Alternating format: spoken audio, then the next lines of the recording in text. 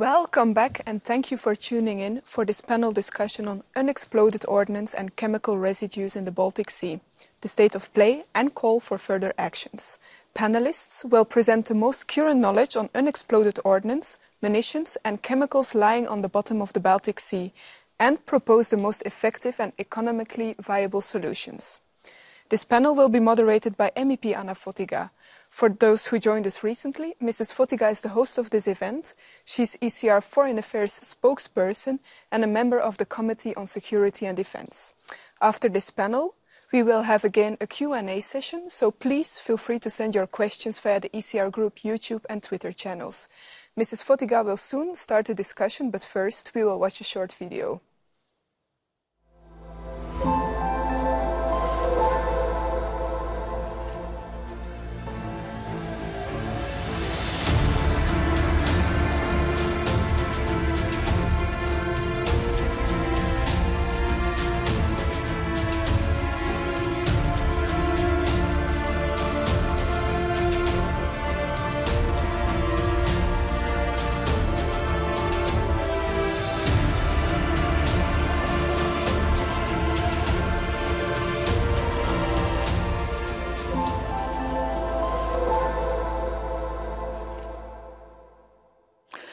Excellencies, ladies and gentlemen, good afternoon once more to the second part of our conference.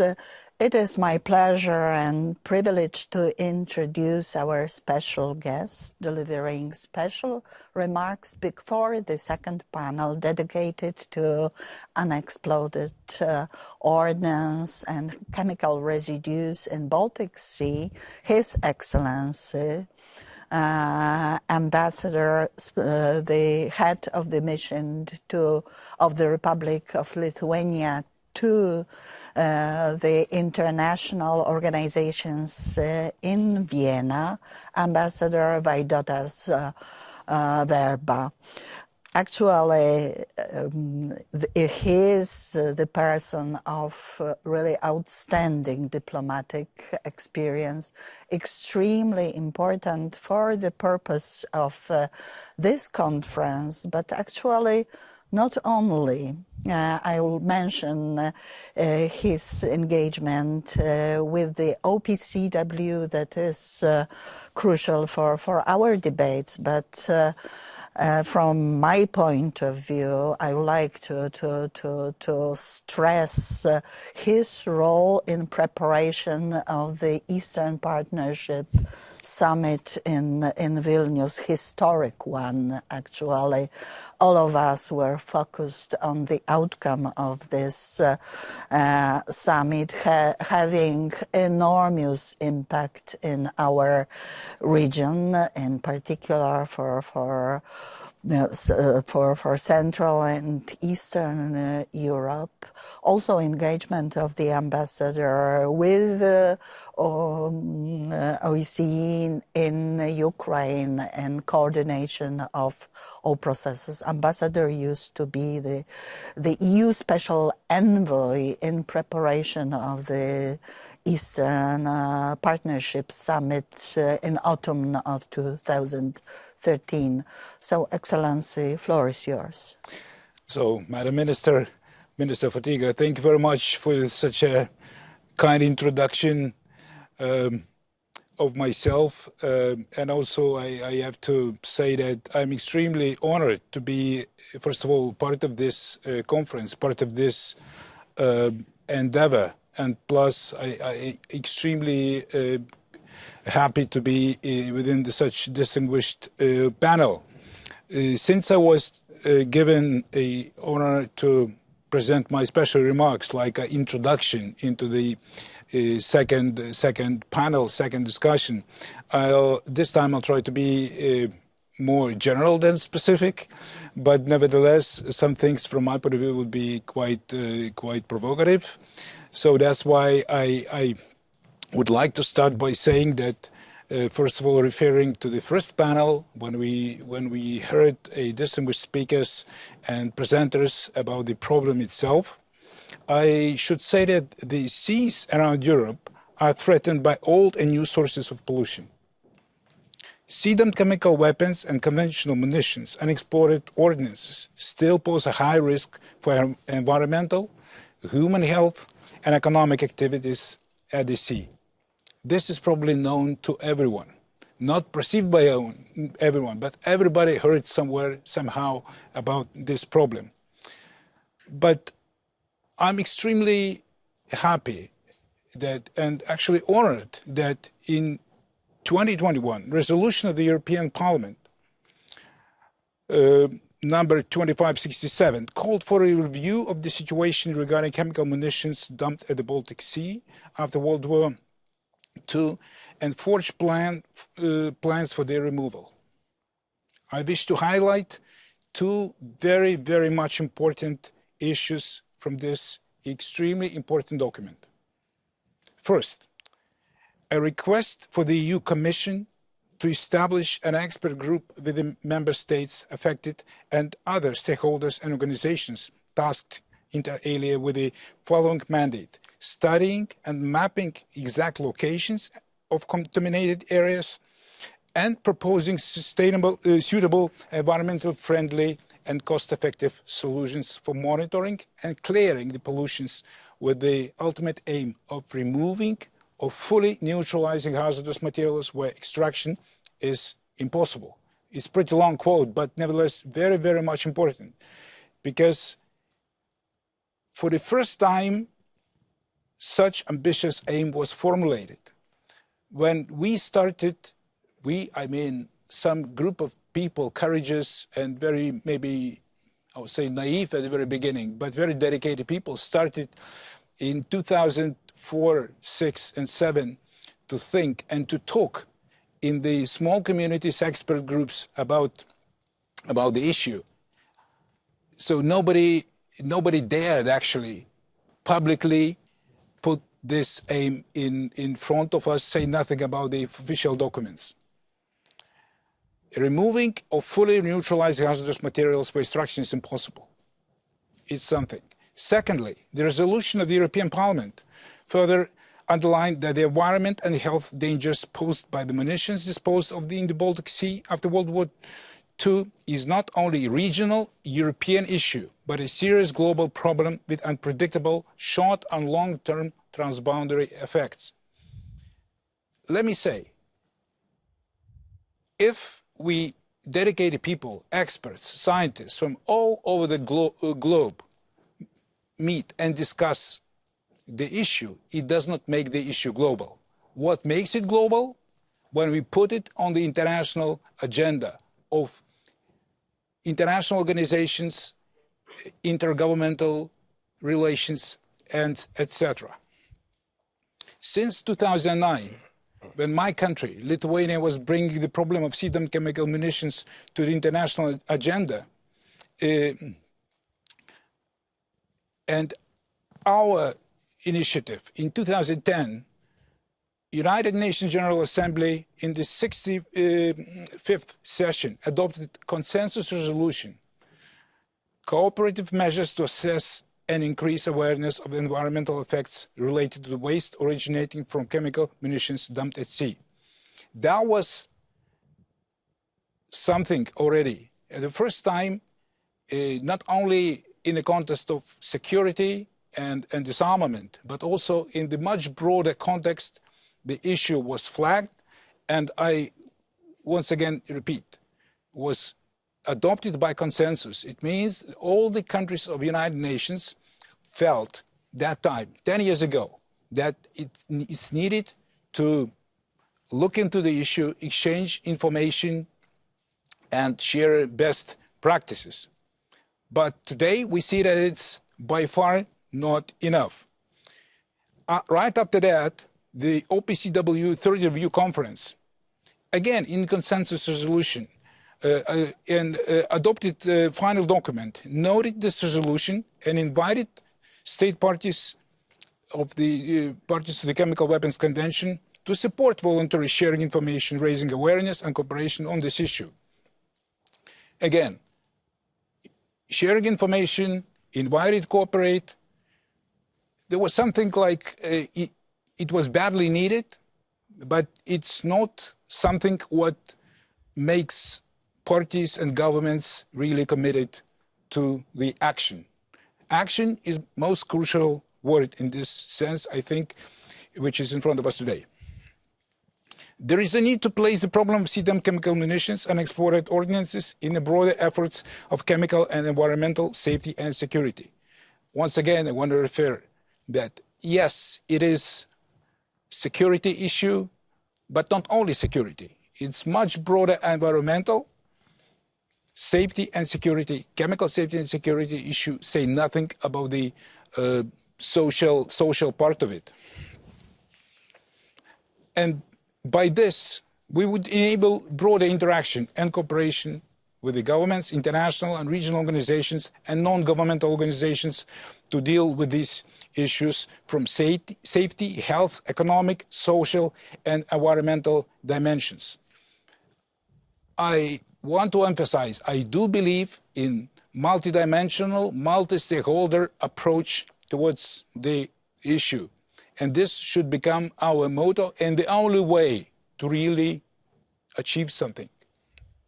We have to strengthen our efforts and cooperation, including through partnerships with the European Union, Council of the Baltic Sea States, HELCOM Submerged Group, Organization for Prohibition of Chemical Weapons, and relevant civil society organizations, including International Center for Chemical Safety and Security, which is based in Warsaw, and relevant industry organizations. I'm very glad that in this conference are participating a lot of representatives from the industry, and their input would be enormous importance. And these organizations in raising awareness and recognizing risks, mapping all the affected areas, monitoring the state of corrosion of the munitions and developing emergency response measures would simply bring their effort into the uniform uniform picture of the joint, really global efforts. Basically what we have to do, called by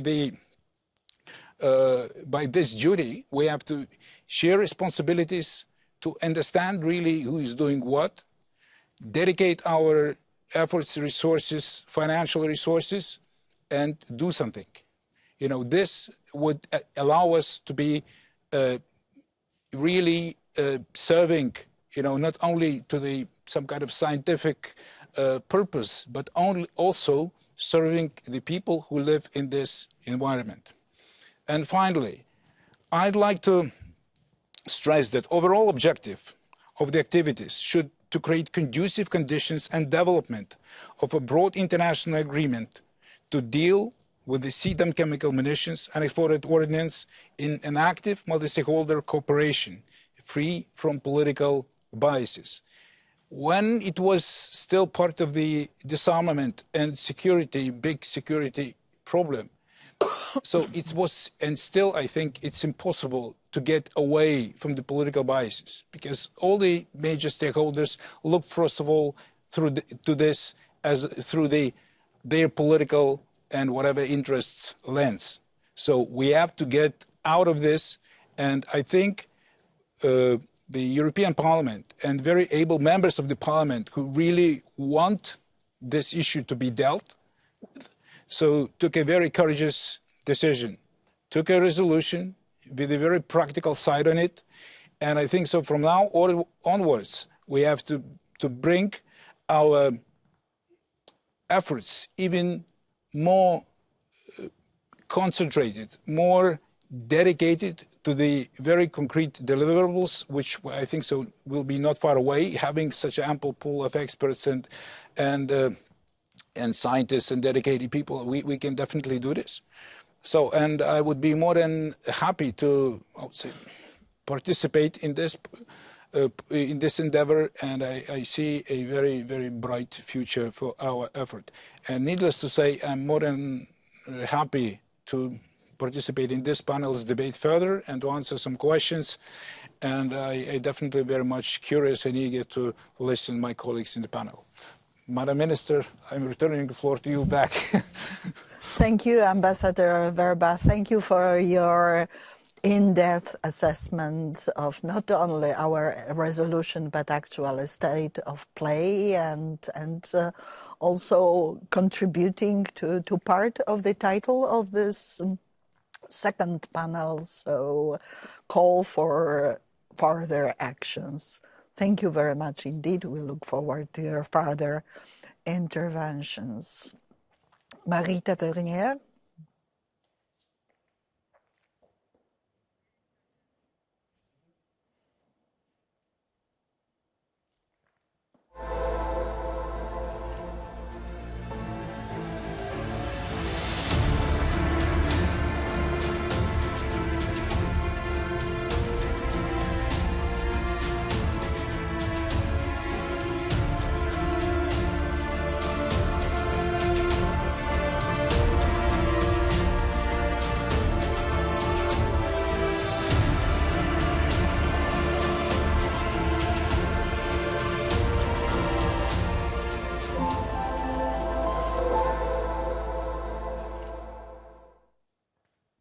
It is time to introduce the second panel of this conference entitled Unexploded Ordnance and Chemical Residues in the Baltic Sea, State of Play and Calls for Further Action.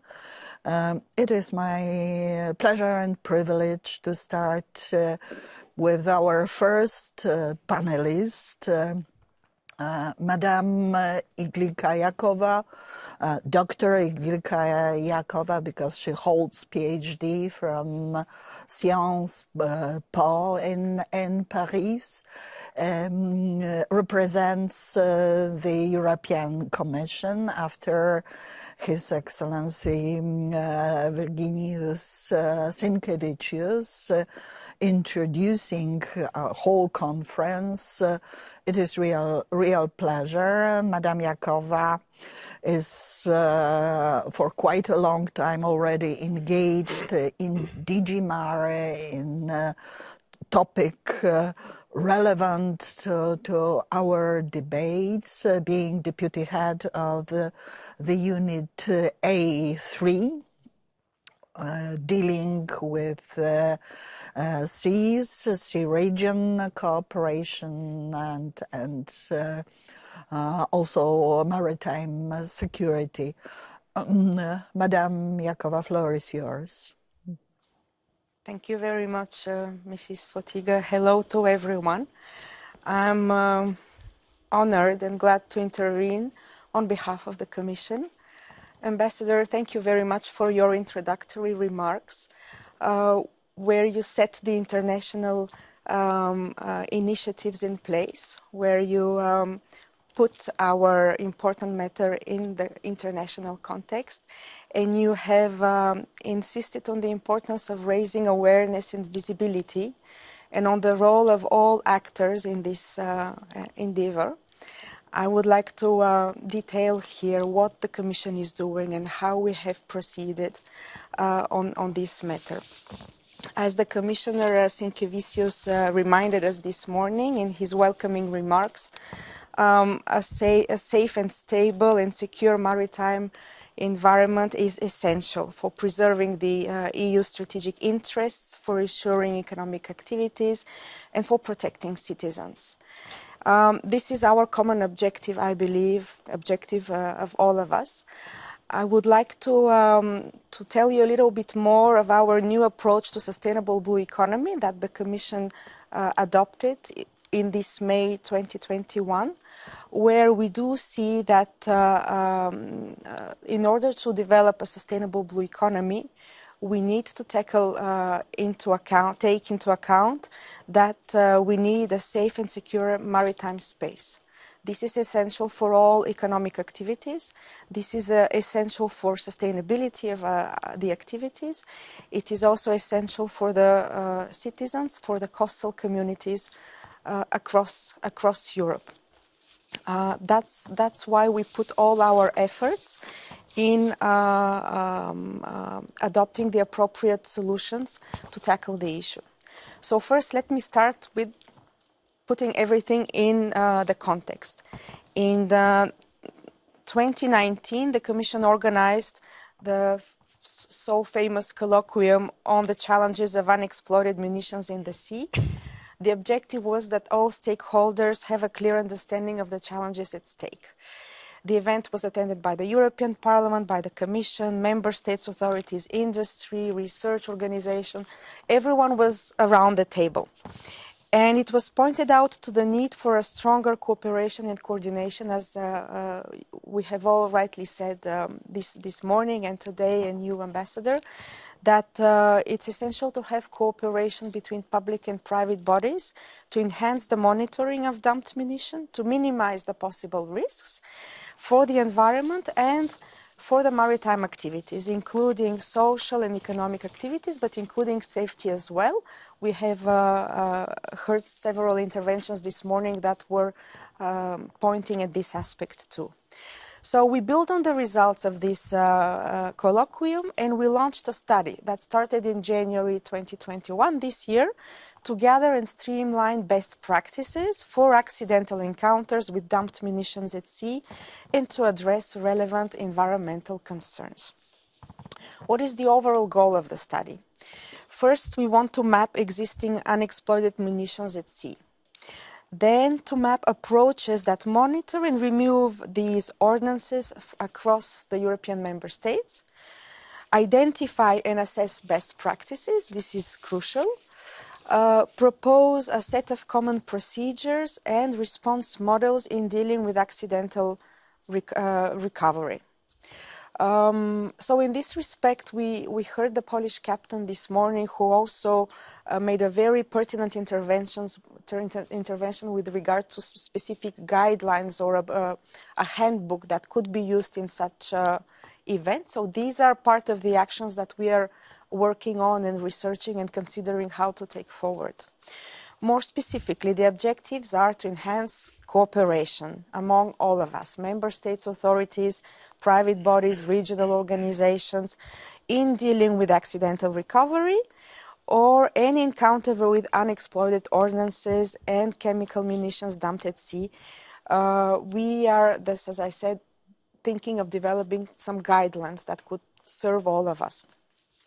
What we can say at the moment is that the study will be finalized at the end of the year. So far, we have a preliminary mapping of the location of the existing UXO in each European sea basin. We have some knowledge on the approaches adopted by member states to identify and remove them. We also have some knowledge on the risks and challenges related to economic activities and environmental risks. We also have a mapping of the capabilities used to for identification, monitoring, and disposal. The results will be used to develop further actions to address the problem. And I can assure you, on behalf of the Commission, that we play our role in supporting the member states in the way forward. So we are doing our best and taking our part of the actions. Now, let me go after the context to some preliminary findings. Here I have a map of with an overview of UXO in the Baltic Sea.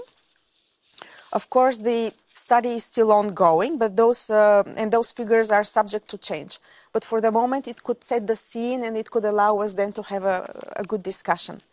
So according to the data gathered during the first phase of the study, a total of approximately 60,000 sea mines were laid during World War I and 110,000 during World War II. The situation in the Baltic is agreed by everyone, one of the European seas with the highest number of UXOs. The Baltic is also subject to marine currents that move the UXOs around. So this is another challenging factor. This brings a lot of uncertainty in the location of the areas of concern. The Baltic is also the sea basin where we see the highest level of international cooperation. And this is key in my view.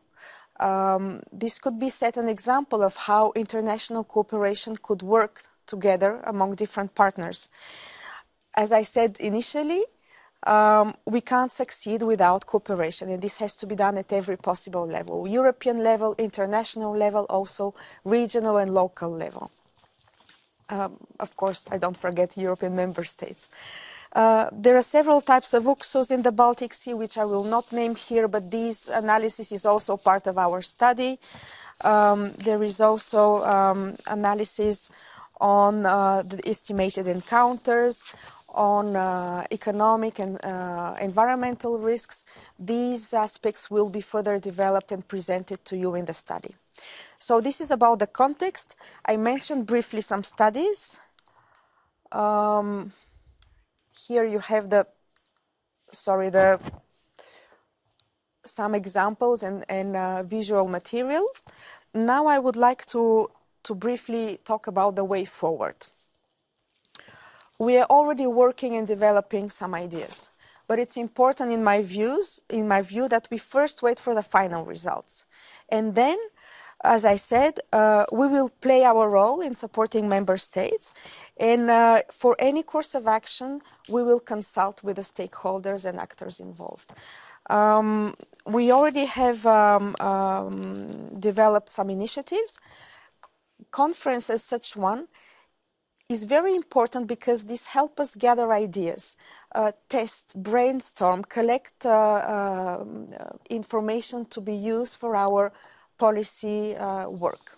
So I'm very, very much looking forward to continue this discussion and exchange with you, because that's how we will craft together.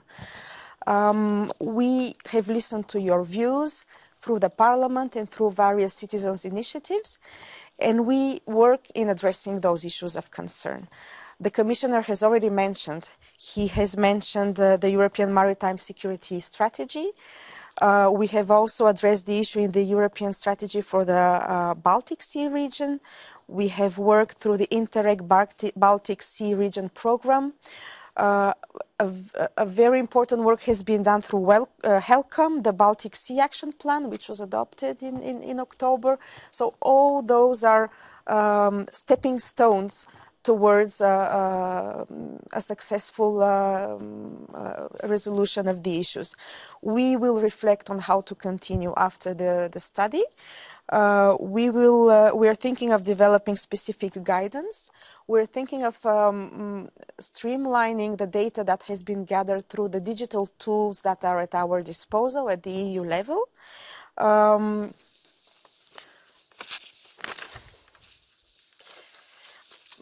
I'm now arriving to my concluding remarks, reminding everyone again how important it is that all authorities work together. We all have a key role to play. The Commission is keen to work with you and with all the party concerns and to develop the appropriate support actions. Thank you very much. Thank you very much indeed, Madam Jakova. Certainly, here in the European Parliament, we remember very much indeed the colloquium organized by the Commission. I had the chance to participate in this event together with former MEP Mark Demesmaeker, and I think it was the event of key importance, also inspiring us to further action. So similarly to your perception, we considered events organized by the Commission as possibility to gather information, to gather ideas, and to use fora of the European Parliament for very positive approach in this respect. And now something pro domo sua, because I would like to introduce a Polish diplomat, and that is always pleasure for me. Allow me to turn to Ambassador Grzegorz Marek Poznański, who is the General Director of the Council of Baltic Sea States Secretariat based in Stockholm, but surely he is extremely experienced diplomat, posted to many important ambassadorial posts earlier before this.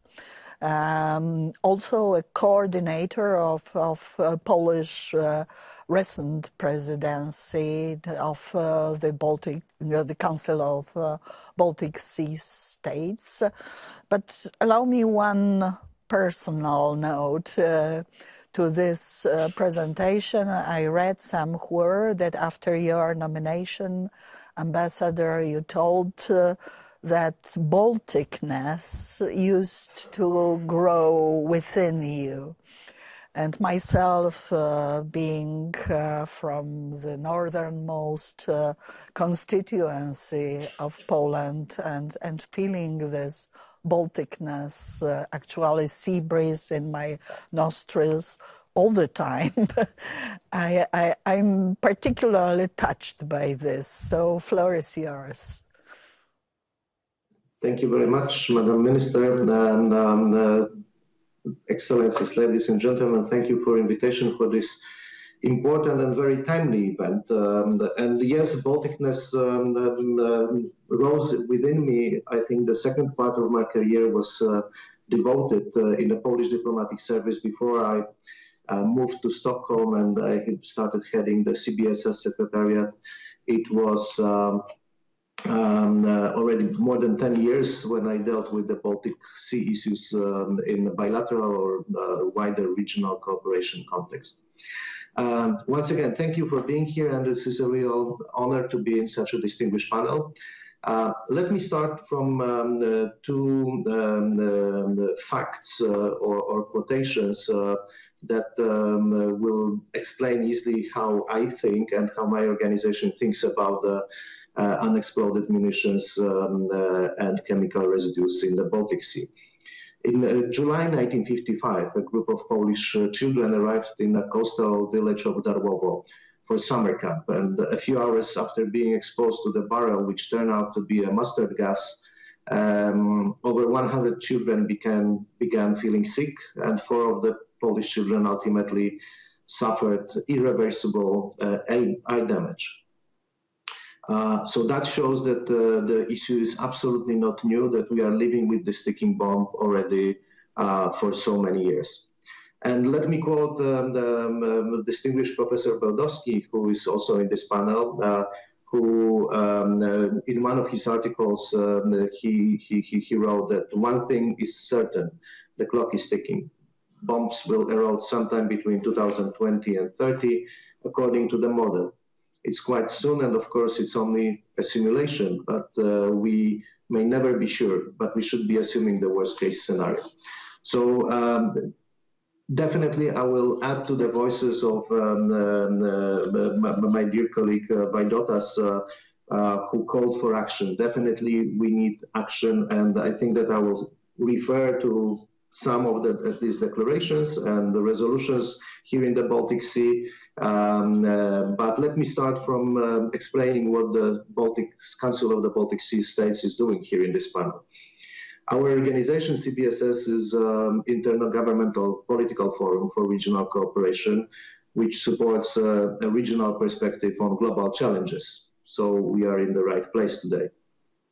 We consist of 11 member states, Denmark, Estonia, Finland, Germany, Iceland, Latvia, Lithuania, Norway, Poland, Russia, and Sweden, as well as European Union is also a member of the CBSS, which is very important when we think about building further collaborations between different organizations in the region. And we just could hear the colleague from DG Mare, so the European Union is not wanted partner, but the necessary partner in all those endeavors. We also have observer states in our organizations, which are Belarus, France, Hungary, Italy, Netherlands, Romania, Slovakia, Spain, Ukraine, and United Kingdom, and United States. So that gives us quite good possibilities to build even further collaborations. Let me say that our current presidency in the CBSS, Norway, possesses a lot of knowledge and a lot of expertise and quite a lot of interest regarding the today topic, especially taking into account not only the Baltic Sea experience, but even more importantly, the North Sea experience with unexploded ordnances in the sea. Our two long-term priorities are safe and secure and prosperous and sustainable region, including sustainable maritime economy. And building collaboration and trust in the region is our guiding principle.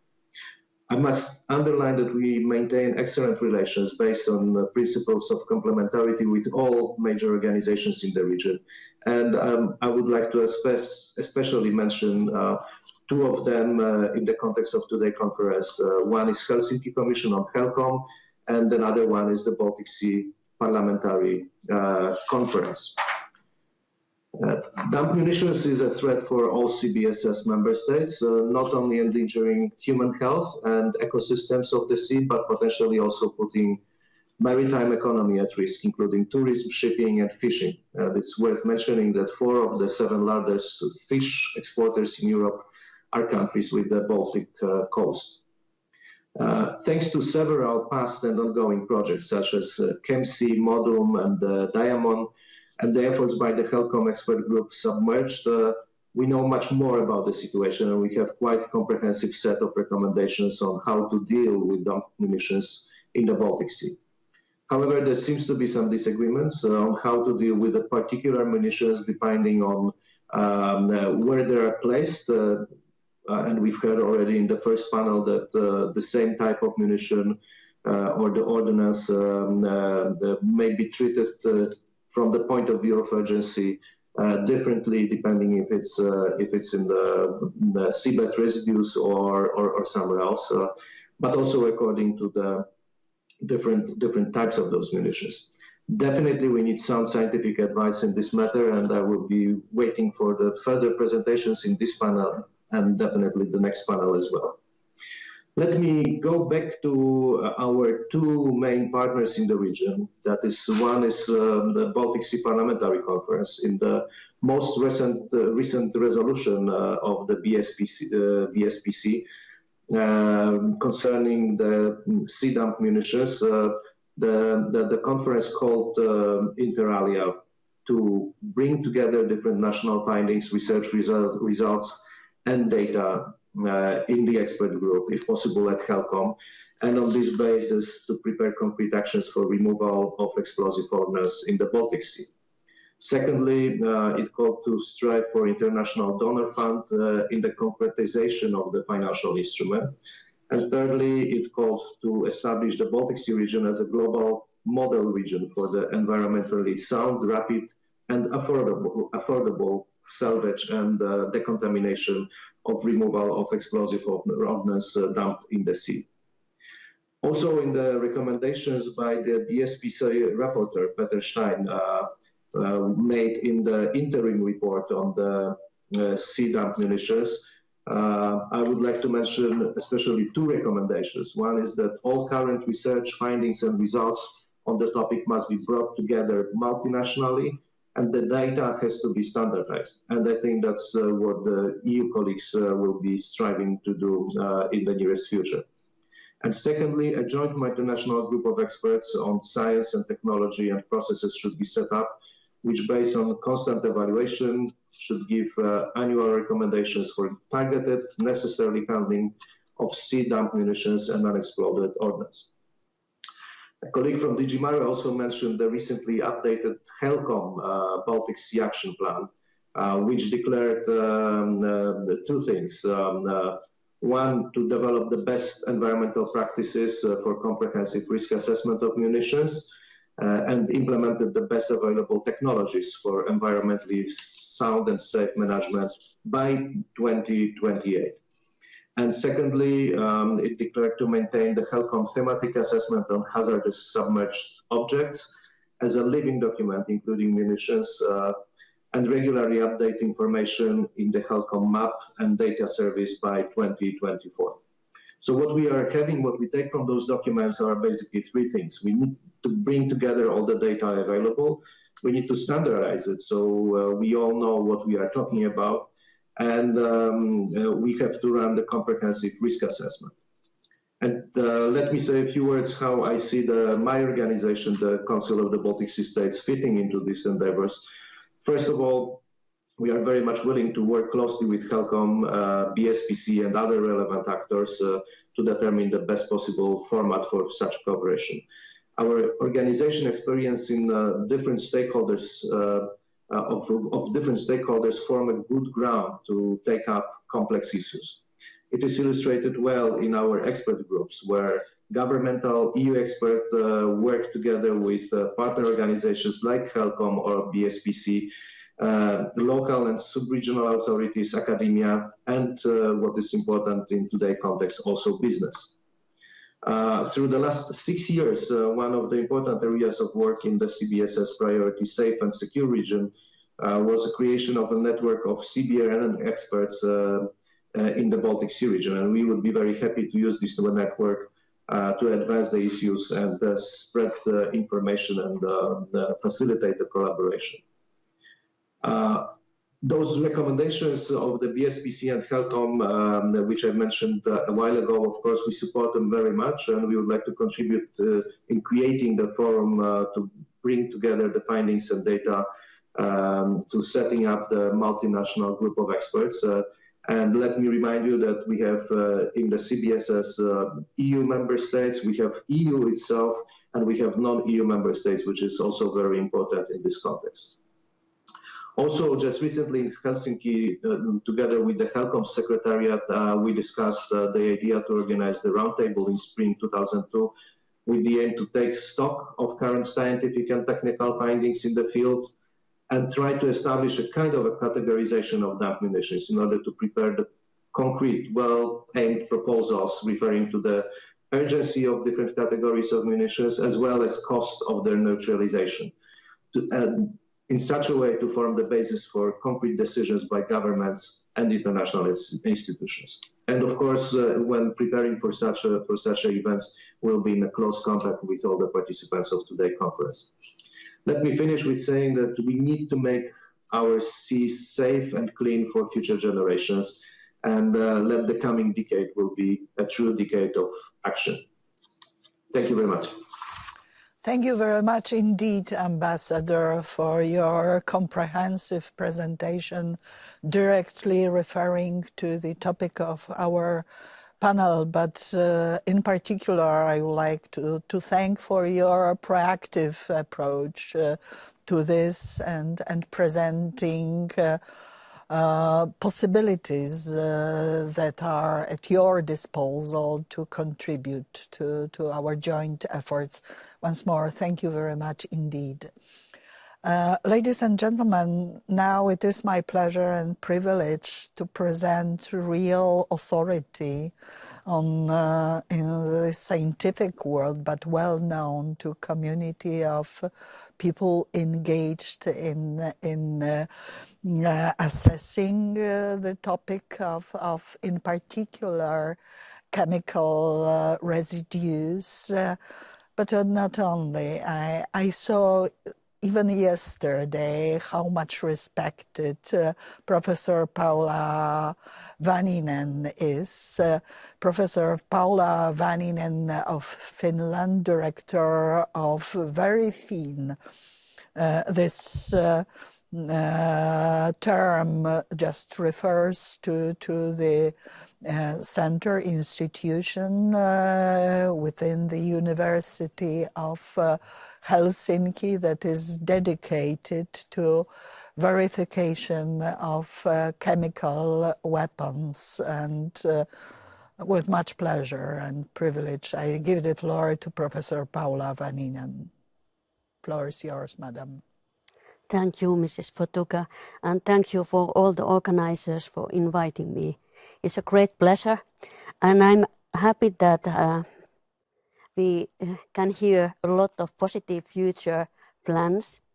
But I still want to remind you with this, my talk, that there is still a lot needs to be done So far, I think that the most of the work has been done with very passionate people. We heard Taras Lang's talk today. We will hear Jacek Beldowski's talk. And we have been always working with great passion, and that we need to know more about the chemical weapons or even conventional munitions which has been dumped in the Baltic Sea. Here, just to shortly come back to what has happened, and after the Second World War, numerous munitions were dumped in the Baltic Sea as well in the other seas all over the world. And this is not only problem of the Baltic Sea, and I think that the already discussed this collaboration between all the member states of the world needs to be addressed. I would also bring up that we tell about passion. It has been really needed because the funding has been very limited. Totally for all these projects which you can see on the screen, there has been in the 6th European Union framework program or something. Then there were funding for the Baltic Sea region program and also from NATO. But totally only 13.8 million have been put to these projects where we have been involved. An enormous amount of work has been done and very limited resources, and also part of that funding has been coming from the partner institutions. So this is something I hope that you keep in mind. And this is something research which can't be done by yourself. I'm representing the laboratory analysis work. You will hear that first of all we have to find the munitions. Is it the chemical warfare agents or is it conventional munitions? There are not yet any clear tools for that. They are under development. Research is done for that. Hopefully in the future we can separate them. Of course it helps that we have catalogs, but in the very muddy sea bottom it might be very difficult to find out which munition it is. So it is of course a risk for those who are taking those munitions up, or if they decide to leave them. Another issue is that for the lab you need samples, and there has been sediment sampling all over the years in a very difficult circumstances, and we have been doing those. Also there has been fish sampling campaigns, mussel caging and so on, and always with the very minor resources, but this has been done, and I would say that what we have found out is that we have been able to do the monitoring of the contamination via sediment analysis, which could be done also perhaps easier. But we have been able to also to study the sites of Bornholm Base, Skagerrak and Moseskär, and the maps have been created from this about the contamination. One issue is that there is always a point contamination. It's you have a munition lying there, but it might be that in the close contact with that, sediment doesn't contain anything. But like you said, that the streams can take the contamination a little bit further away and contaminate even wider places. Then we have found unofficial dumping sites. Which are not really official, which have been now found and should be, of course, studied much more. And recently we have found new target chemicals. What this means, that when we started our studies, we have some kind of pre-examination of literature, and we decided that these are our target molecules. Now we have found some new molecules which can be even more toxic than the ones which we have already monitoring. So we have to continue this research to get a better understanding what is going on there. And I think that also there are a lot of data for the biota samples which has not been studied enough, and what is happening in the sea bottom. And it's a really important area of research. So everything is not only chemistry. So what we have done is that we have analyzed something more than 300 different tissue samples. It sounds a lot.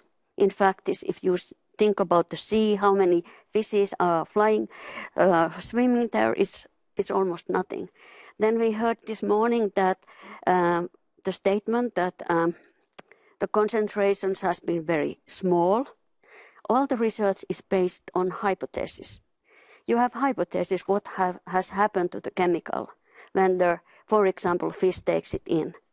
It might be that it's biotransferred to something else which we are not searching when we are doing targeted analysis for the animals. However, we have found that 14% of the studied cod samples contained these warfare agents, which to my thinking is very much. And yes, I think that there are also to estimate the fish index, this disease index. They are not really dealing with the chemical warfare agents, but they are more in general how well the fishes are, and there has been shown a decrease also in those things.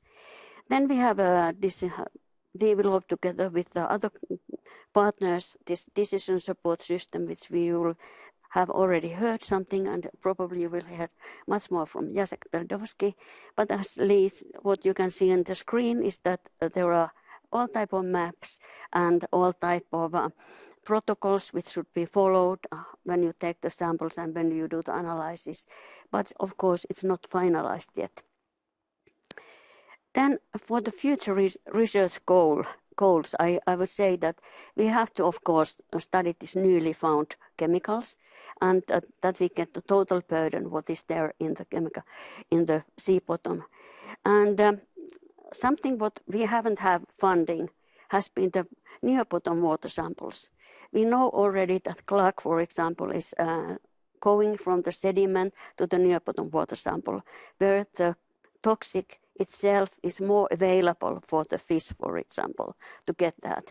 And I would like to remind you that it's not very much discussed, but in Japan there has been buried mines which have been containing Clark, and they poisoned wells, which one village was then drinking the water from the wells, and they started to have all type of nasty symptoms, and most of them were neural symptoms. And that was caused that Clark 1 is actually going through the blood-brain barrier to your brain, and that causes long-term effects to the humans also. I think the Helcom report in 1994 said that there is no harm about chemical munitions when they are sit quiet on the bottom of the sea. Now I see that money is talking. Why we are interested about this is that currently there is some economic interest of those. We want to build windmills and on the sea and so on. So finally we get some kind of interest to our passion, which we have been working for many years, since 2006. So I hope that also funding is guided to the research, which is very important. And I also want to emphasize that this biotransformation of these chemicals in the biota samples is very needed research, and like I said, we have done all the basis on hypotheses. We need to further to study those things in the future. And then I think that already have something. I think that we can say that we know that the pollution is there. It affects everything. It's also a threat to the consumers in the long term. However, we don't know this properly. And then I already said this, but I think that the study of this biotransformation product is very important, and to develop new methods and to have the overall estimation of the contamination. One thing which we really think that would be important is to have the monitoring campaigns in the Baltic Sea, that we currently, that constitutes perhaps yearly, check the certain points that we see how the contamination is spreading, and that type of work is also very important. At the same time, to give research funding also to identify the munitions and develop new things also for the remediation, because it's also risky business if the munition is leaking, how that it will be done, that we are not spreading contamination. So there are some my thoughts, and with this passion I will continue my work in the future. Madam Professor, thank you very much indeed. Now I understand the meaning of this passion. Actually, thank you for your quiet, cold warning towards actually whole community, not only scientific, but us politicians and probably also people who are engaged in action.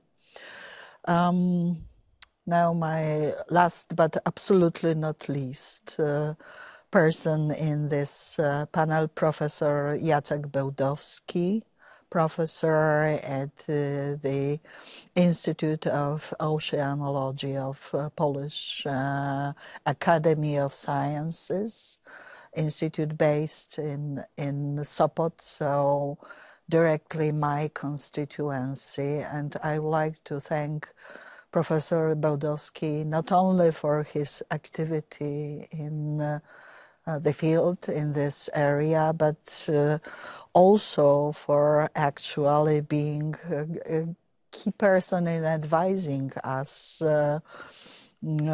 about this conference and the shape of this conference as well. So a real pleasure. Professor Bełdowski has been for many years already engaged in, I think, all endeavors that are linked to directly to topic of the panels, so assessment and scientific approach to unexploded ordnance and chemical residues with, well, difficult to exaggerate achievements on this.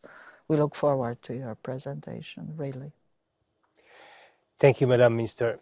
It was a pleasure to help, as I really think that this initiative is very important and may move forward the level of cooperation of the European Union, and even on a global level, it is an important event. So, without further ado, I will follow to my presentation. So, basically, the results I'm going to present are related to our latest project, Decision 8 for Munition Management, the practical application, the Diamond 2. But this project itself is a consequence of a previous project and activities in the Baltic Sea. So, as it was mentioned today, munitions, dumped munitions are a global problem. Nobody knows how many million tons rest at the seafloor in seas and ocean. As for the chemical munitions, we know about more than 200 sites, and 500 is suspected. And at the moment, this activity related to munition studies and munition clearance, it was so dispersed. There were some regional studies, like the study presented earlier today in Hawaii, the studies we performed in the Baltic, which Paula has said, also some done in North Sea and Mediterranean. But those munitions are everywhere. And there was no integrated approach to solving the problem, and the only communication between scientists and decision makers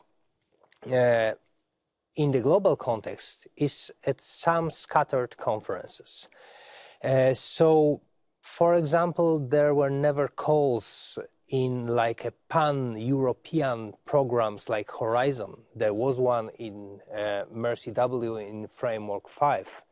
and there were some smaller projects in the Blue Lab framework. But such a huge vehicle as Horizon was never addressing these particular problems. So even if you develop a project which would integrate scientists from all over Europe and other countries, you would have nobody to post it to.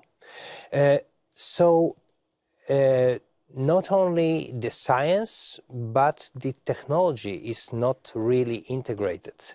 We know that there is a technology able to solve the problem. No argue about that. But the fact that the technology exists doesn't mean it's ready. To be ready with the technology, you have to test every part of it, every aspect, and preferably in the settings where you will be using it. So if we want to remediate chemical munitions in the Baltic, we have to test remediation of chemical munitions in the Baltic. And same goes for any other seas and oceans. So there are some gaps in terms of science and some gaps in terms of technology, but they are relatively small to the state of affairs which we encountered when we started dealing with that in early 2000s. So you have already seen this slide with the chemical munitions from the Baltic Sea. The dump sites in Gotland Deep and Bornholm Deep are the biggest. The Bornholm especially, it's 38,000 tons of chemical munitions. But this dot on the south of the map, the Gdańsk Deep, this was actually verified by our first project, ChemSea, because prior to our project, it was only rumors and stories shared in Navy and between scientists that there was a dumping there. But we went there, we examined the sediments, we saw the chemicals which can only originate from chemical munitions, so this way some small knowledge gap was removed.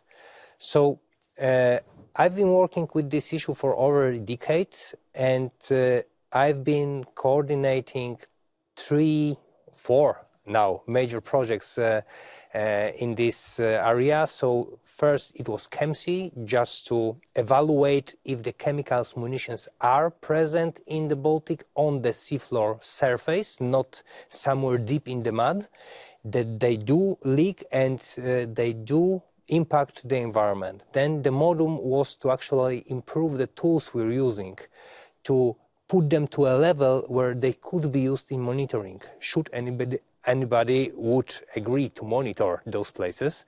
And then the diamond was to actually develop algorithms to use those tools for the risk assessment.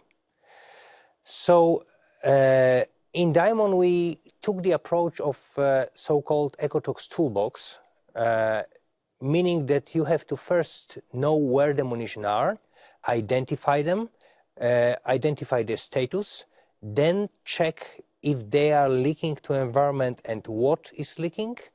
And then, of course, is there an impact on habitats, on biodiversity, and on the well-being of the marine biota? So, in terms of detection, we have summarized it as a collection of different geophysical tools to detect munition on the seafloor. It is not easy. You have to use very high resolution sonars and also other acoustic tools to map the seafloor regardless of visibility, because it's at 100 or even more meters depth.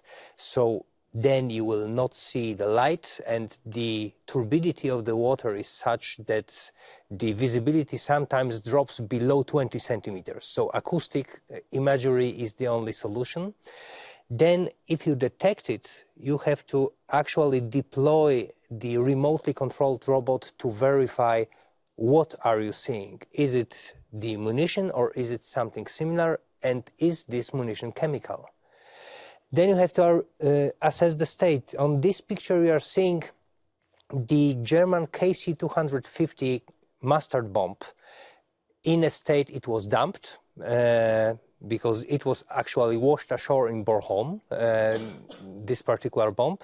And then you are seeing how does it look now on the Bornholm dump site. as you can see, the top of the bomb has completely corroded and the mustard is exposed to elements and is leaking. So by using the brute force approach to corrosion, because models are arguing since years what is the speed of corrosion in Baltic dam sites, we just went there, we exposed the steel from the actual bombs, which our colleagues from Naval Academy got from museum, and they exposed it for 2 years in different Baltic dam sites, collected and measured what is the corrosion. So according to this brute force approach, the average corrosion means that everything which was dumped in barrel is already in the environment, is already everything which is in the aerial bombs will leak somewhere between now and the year 2030, so not much time left, whereas the artillery shells, and actually it's quite a number of these artillery shells, even more than half of all those weapons, will corrode somewhere about the year 2100. So also not really far enough from now. If such munition is leaking and it's spreading to environment, we actually use the mathematical hydrodynamic models to track where it will move and how far. And we've been quite surprised to see that it will move to a radius of more than 10 kilometers in 5 days. We've been expecting like a half a kilometer, maybe one, but it seems that the currents, the bottom currents in the Baltic Sea are strong enough to disperse these contaminants to a considerable distance. So the main work which Paula was responsible for, the contamination of sediments, we have found that about 80% of sediments close to munitions in the Bornholm Deep are contaminated. In the Gotland Deep, which is much bigger area, it's more than 40%, so it's more dispersed.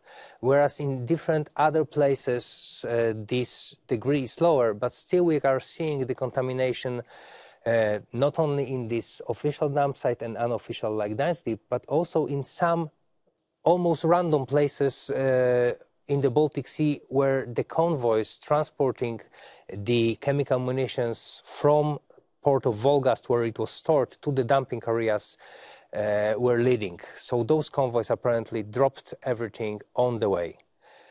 So then we looked on the biota samples. So Paula has said that she has analyzed more than 300 fish samples. For the biomarkers, for the effects of environmental stress, we have analyzed more than 20,000 fish. So quite a number, but those biomarkers are very general.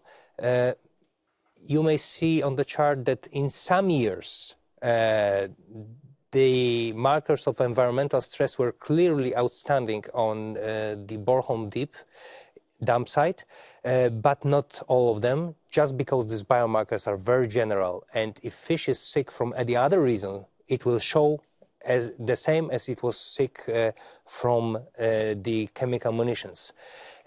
Only at the very end of Diamond 1 project, we have developed several biomarkers which are very specific for the chemical warfare agents and also for explosives. But it was already too late, and we have already spent all the money, so we couldn't go for this analysis, but we have published this method as one of our SOPs, and it's available. But it seems that this specific damage is the genotoxicity, so the damage to DNA. As Paula has already said, 13% of fish samples which were analyzed showed presence of organoarsenic warfare agents in the Bornholm dump site and also in Skagerrak. But if you looked at the liver samples, it was 20%, so even a higher percentage. The concentrations were low, but we do not know if the leakage will increase and how fast. This is first thing. And from the perspective of marine biologists, because I'm a geochemist, but I graduated from marine biology, we don't care about humans, we care about fish. So maybe the fish consumers will be safe, but there will be no fish to consume.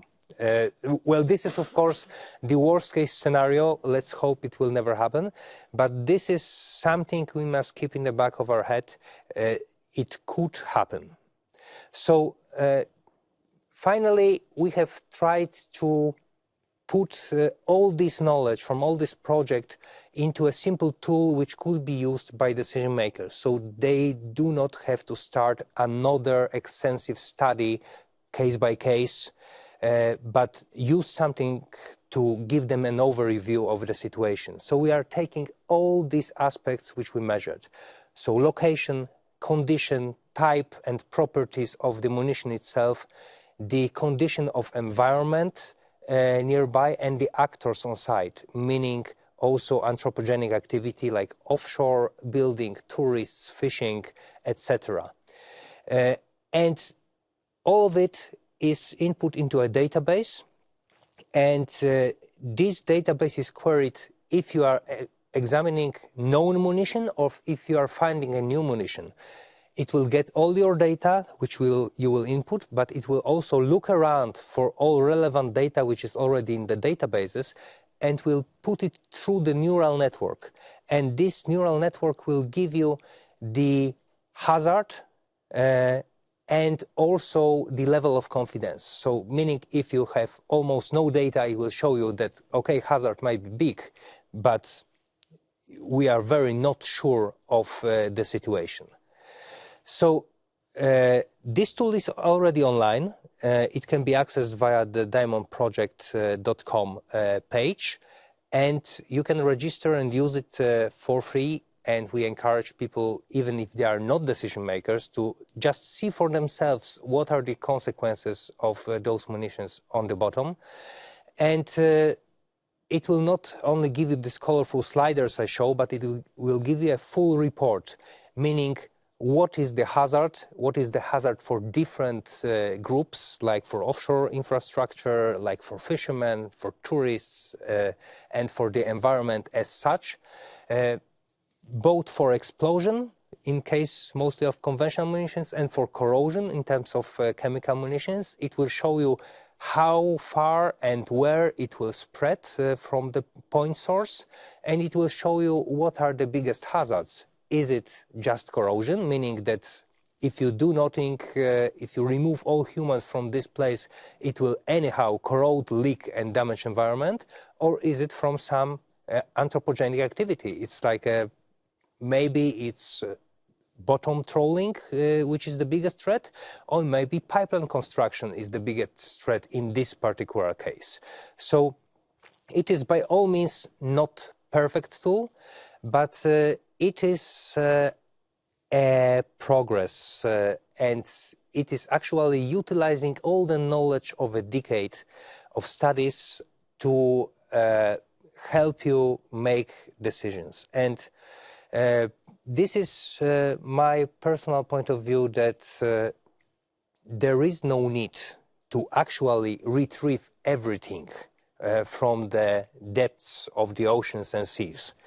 But probably only a fraction of these munitions is dangerous enough that we should have immediate action. The rest can wait. Maybe some of it can wait indefinitely, because the sea will take care of it. But I think that not everything can wait, and some actions have to be taken. So thank you very much for your attention. Thank you very much indeed, Professor, for your fascinating presentation. We still have some time for a Q&A session. So, Maria, over to you. Yes, thank you very much, panelists. Thank you, Mrs. Fotyga, for giving us an overview of the state of play in the Baltic Sea. Due to the importance of the situations, different questions came in.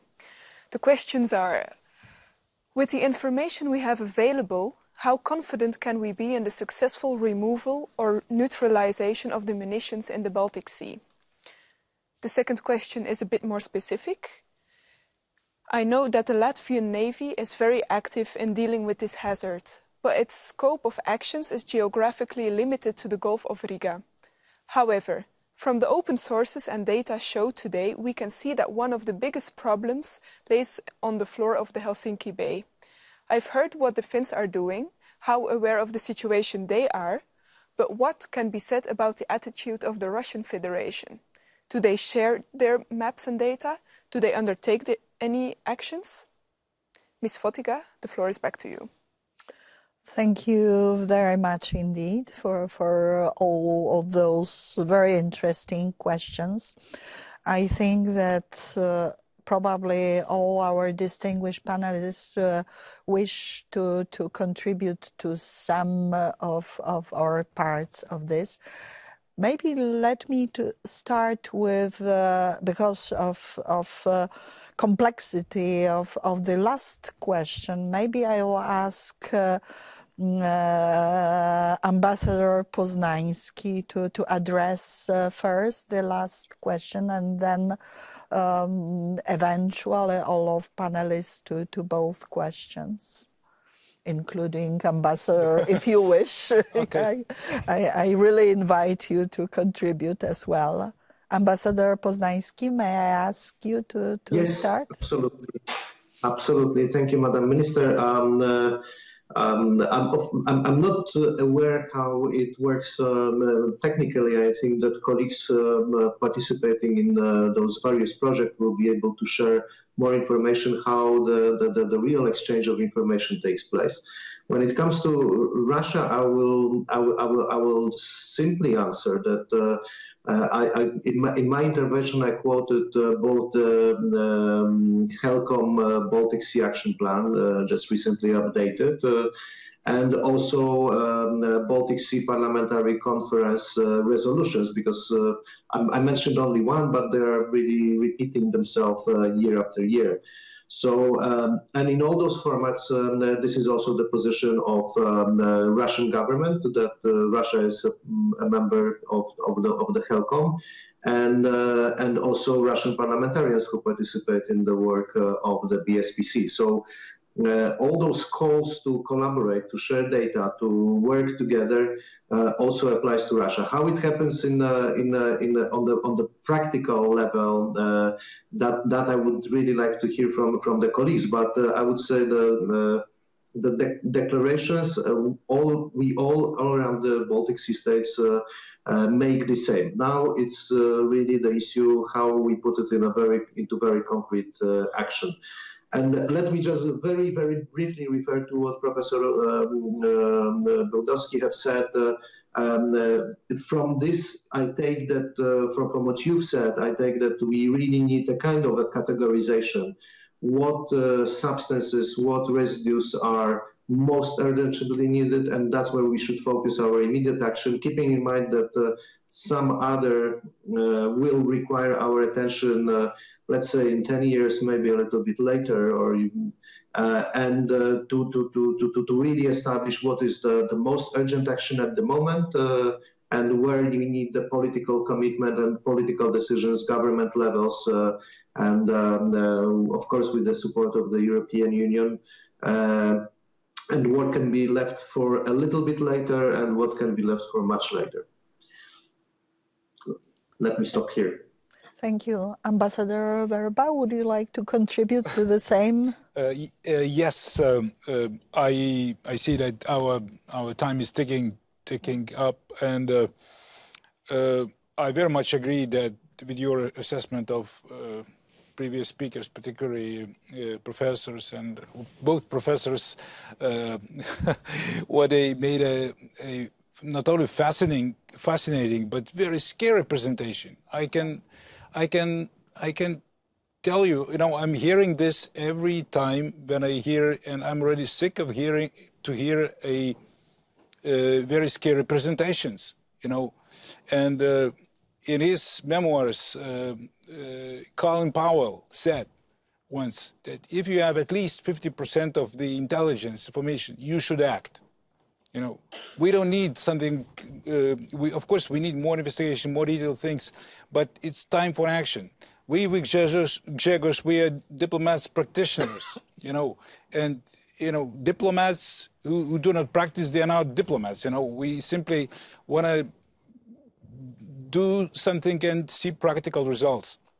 And I see here a very, very much talented, pool of not only speakers, but already doers. I just want to say something. So here you in the panel manage, Madam Minister, to collect doers, those who do something. And let me say that in my opening remarks, my special remarks, I tried to make that by bringing this internationally, into the international agenda, by making it clear to everyone that this is our priority. At the same time, we think that what shall we do, and we already confirmed our commitment. And of course, I'm not ready to answer it now whether we do need extra additional some kind of instruments or forums. So we still have to think of this. But I think so at this stage, I very much, believe in us, first of all, in the European Union, because we do it very much right way. We confirm our political commitment, we draw action plan, we draw necessarily scientifically, based guidelines, and then we do something. So, and I definitely believe that all of us, including, say nothing about the scientists, but also about the diplomats and politicians, should actually work with the governments that these commitments should materialize. And I think so. We should not stay shy of, maybe we can do a little bit more than last year or than something. Go big or go home. This is my, I would say, final guidance. Thank you, Ambassador. Now I turn to both professors, Professor Vaninen and then Professor Boudowski, eventually to refer to first question. It is a follow-up probably of presentation of both of you, how to categorize, what are practical indicators for us, for legislators and for action. Then, of course, I will ask Madame Yakova as well to contribute to both questions. Oh, perhaps I shortly tell that since 2005, I think Russians has been in the Mercy W project, and ever since we have a little participation in all these projects where we have been involving. Sometimes their problem is that they have very little resources, but I think that also Russian scientists are want to know the status of the Baltic Sea. Then I think that what is also in my mind that what member states of the Baltic Sea should think about what to do for the trawling which is taking place in the dumping sites. And we have a clear evidence from our colleagues that there has been a constant trawling, and which shouldn't be done, but it's not criminal act at the moment, and because it means that the countries have to put together their legal advisors and make something to that issue. So then I think that we know something about the dump sites of chemical munitions. All the information is not available. Russians have closed up their files again. I don't remember. First it was 50 years and thereafter it was again 50 years after the Second World War. So it's very difficult to study that. For the 1994 Helcom report, Russians gave information, but then they stopped that. And so we don't know if there are some munitions next to Helsinki, which was asked, but we know for sure that there are many conventional munitions, and of course we have mines also enormously. So, Professor Boudowski. Okay. So regarding the categorization and the future actions. So regarding the categorization, it's something like this, that when you buy a watch for €100, it will never be as good as the watch for 20,000, even if it looks the same. So the results we presented, those are case studies. It works. I think our team did a magnificent job of making use of every single euro that we are given, but it was not meant as the risk assessment project, because risk assessment projects are just bigger. It was a case study to create tools for risk assessment. So at this moment, it is impossible to say those munitions should be retrieved. Now, we've got a tool to say which munitions should be retrieved, but now we need the data. So we need to actually start something bigger, like a monitoring or risk assessment. So we should actually visit those dump sites with a high-resolution gear and using the methods we have developed, and get the data out of those dump sites, feed it into a database and into the risk assessment and analyze it piece by piece. And then you will start having a list of priorities, what should be removed or remediated any other way first. Because remediation may also include just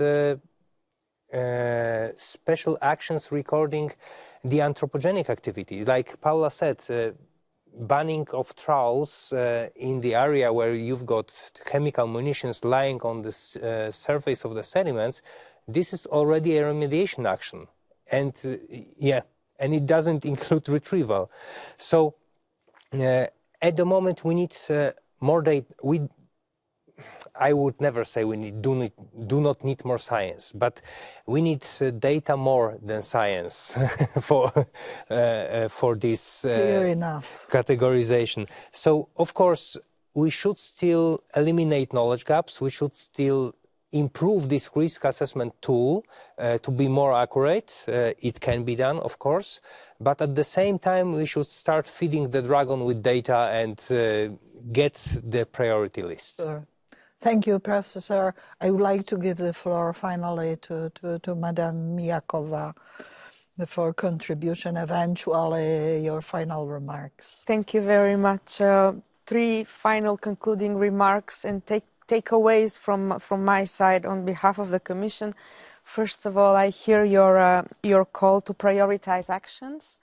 To categorize dangerous substances, that's also a very important objective, that we need more data and research and also better link it with the policymakers so that there is a continuous dialogue between researchers and policymakers. And on our side, we remain willing and open to work with member states and international organizations to share data, to share knowledge. And I think this is a very good conclusion on my side of our commitment to work together. Thank you. Thank you. I think it is a good conclusion for all of us. We have naturally to think it over. I would like to thank all distinguished panelists for their contribution. It was extremely informative for all of us, and certainly we are engaged for quite some time already, yet I was able to learn a lot from your presentations. Thank you very much indeed. Please remain with us. We now have the break, around 20 to 30 minutes break, and we proceed to the third very interesting panel dealing with technology and industrial engagement in sea areas. So this topic is to be equally interesting. Thank you.